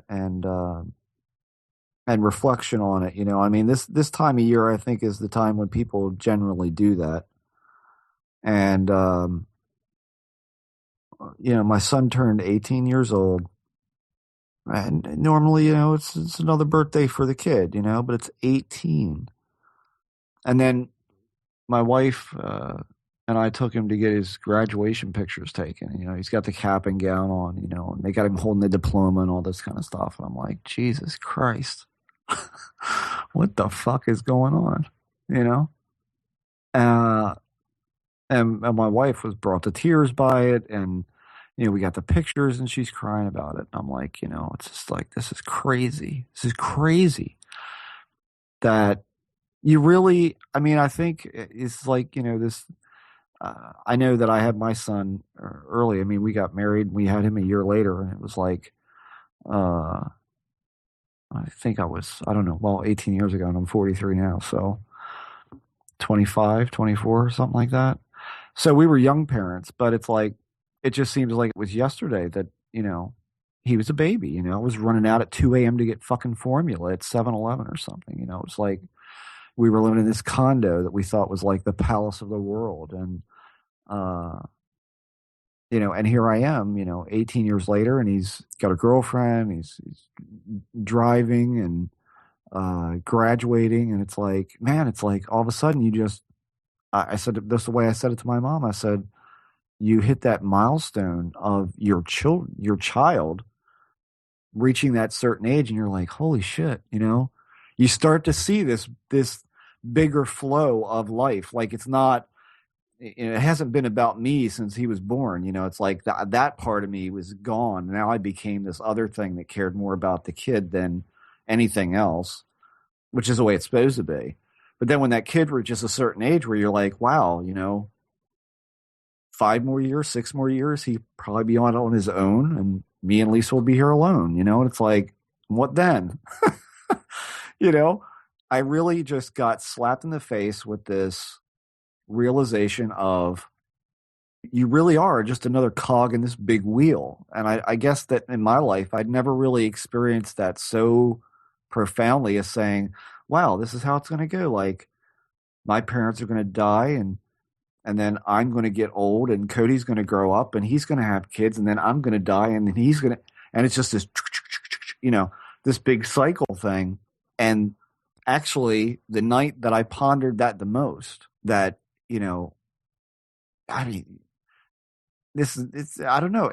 This may seem an obvious thing to most people. It just wasn't to me. I'm so busy in daily life. I just don't really focus on, like, look at my life and look at what's going on. You got to take time to step back and assess and go, wow, look where I'm at. Look how old my kid is, and look how old I am. And the night that I focused and really pondered on that, the next night was when he was out on the back porch.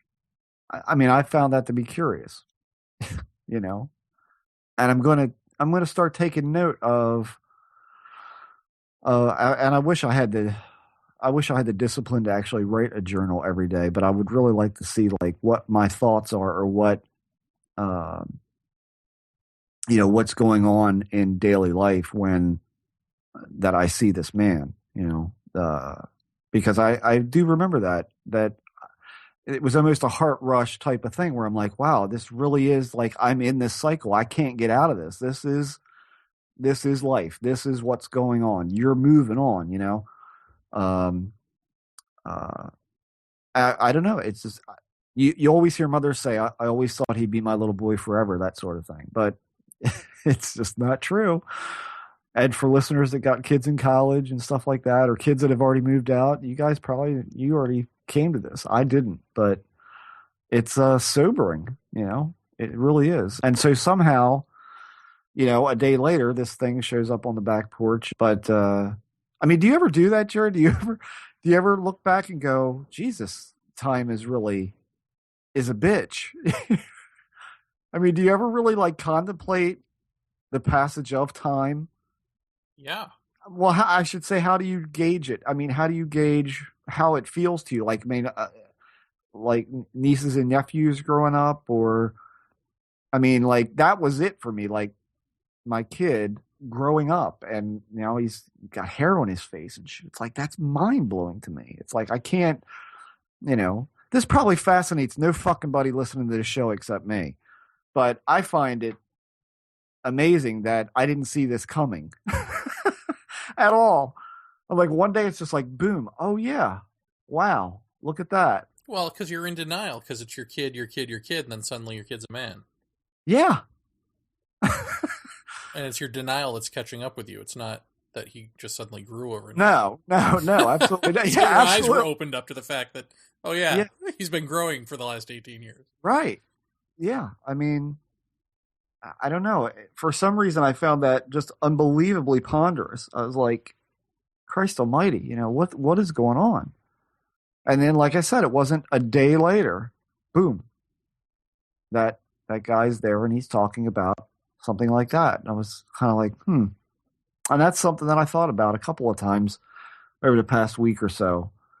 How weird that was, that I kind of got that scales dropped away for a minute from my eyes, and I saw this like, wow, here's life and it's progressing and there's nothing I can do to stop it. It's going to do what it's going to do. And I'm just kind of along for the ride. I'm not in the driver's seat in any real capacity other than living my life. As they say, time marches on, for whom the bell tolls. Is that what they say? Metallica, yes. So I thought that was a pretty weird coincidence that happened at that kind of ponderous point. You know what I mean? Yeah, but so, I mean, how much of that do you think is you thinking it? I mean, like, well, I mean, the thing is about this, and I even said this to myself after the first time I saw this guy, is like, there's nothing formulated or kind of contrived about it. It's if I could say anything about it, I mean, my mom asked me, she's like, well, how would you describe this? I mean, does it feel like it's bad? Does it feel good? Does it seem to be about growing, like you learning something about you and your interaction with other people? And I said, the only thing I can tell you is that it doesn't feel contrived. It feels like it's a completely natural occurrence. It doesn't feel out of place, if that makes any sense. I mean, that's the feeling that I get from it. And in fact, the being itself seems of nature. And I'm just going to leave it at that, because I don't feel like pissing anything off. But it feels. This is the problem like when you just said, I don't want to piss anything off. I mean, this is the thing that gets people, is those marks on your back. Yeah. How can this possibly be good? How is this not a demon? How is it not, right, so on and so right. forth.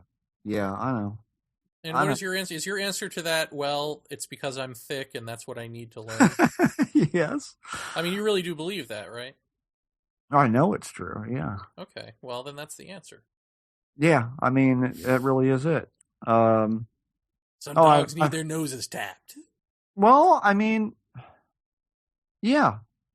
It's like when you're told this is not exactly for public consumption, this is private and it's just for you and it's about you, so what's it matter to anybody else anyway? To try and give it some kind of narrative is almost I don't know, to even talk about it feels like you're trying to make some kind of cohesive sense out of it that somebody could follow and understand and get. And I don't even want to go into it that deeply. It's just, other than it's really fucking amazing, and it is amazing. Well, I'll tell you what else those marks do. And again, I don't think that this is even meant to be. I just think it's something that I'm putting together in my head. Mm-hmm. But just coincidentally, I think that they offer evidence that this is really happening to you, because these are outrageous marks on your back. Right. So you couldn't possibly have done it. So either you and your wife are hoaxing me and then the world, right? Or this really is happening. Like, there are no two choices, or I don't see a choice beyond that, right? Unless you got into a fight with a squirrel, or sleepwalked your way into a thicket. Yeah. And then rubbed your back against it. I don't know. Well, and I've said this before, when people have talked about, and I don't expect anybody to take my word for anything. I've always told, and don't believe anything past, I believe in the McKennaism there. Don't believe anything past your own direct experience. That's what I believe. And the one thing that I've always said is that, for me, this whole experience with, whether it be UFOs or ghosts or any kind of phenomena at all, number one, I think you have to be open to it. I think that I do believe that. And it is nothing more than a belief, based upon what I've seen in my own lifetime and my behavior towards it. I think that, for me at least, that the whole thing has been steeped in a great amount of fear, and I still fear it. I think that whatever calmness relates to this experience with this man is put there by him. It's not any growth on my part, I don't think. I don't think that I've become used to it. It doesn't get easier. It's not easier. It's just more fleeting or less boogity boogity booty. It's less that, certainly, and communicative, which is good for taking your mind off just how bizarre it is. But for me, I would, and I think people who have the experience of any of this will know what I'm saying when I say I would be too afraid to make up anything about it.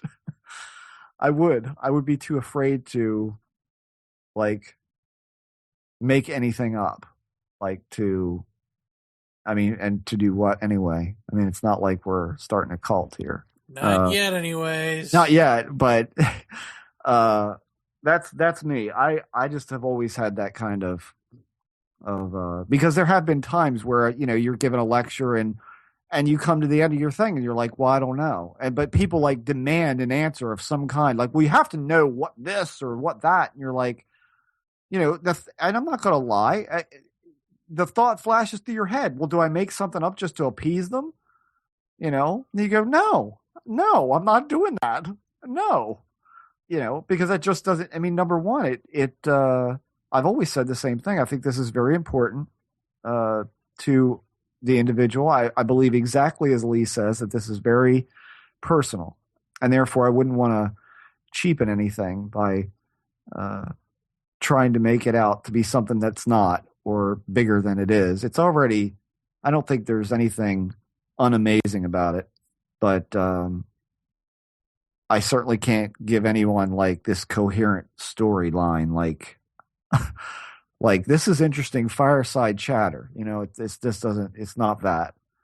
And as far as this goes, I'm not even comfortable talking about a lot of what has been said or not shown. I can't say shown, but the interaction as a whole has been more personally gauged than anything that would be interesting as far as this show goes. But yeah, that's been a big change this year. So anyway, is that our show? I think that's our show. Damn, if that didn't fly by. My goodness. See? Time. Yeah. We're already old. Are you old? Let me smell you. Well, Jeff, the fire is burned down and Santa's getting ready to come through that chimney. I think it's... What's that noise? I didn't even know I was cueing anything. That's awesome. Another Paratopia has come and gone, and so have we. I don't know. You wrap it. You're better at this than I am. Well, Jer. You're ridiculous. I think we better get the honey and milk out and feed the elves. And the fairies. Let me tell you something, folks. The only thing you're going to do if you put honey and milk out for the fairies this year is you're going to have a bunch of cats in your front lawn. Yes. In New York, we call fairies and elves mice and roaches. Well, happy holidays to everyone. We should do that, right? Happy holidays to you. Happy holidays to you, Jer, and all our listeners. Have a safe and happy holiday. If you drink, don't drive. And for Christ's sakes, don't get hypnotized. And drive. All right. We out. We'll see you next week. Bye-bye.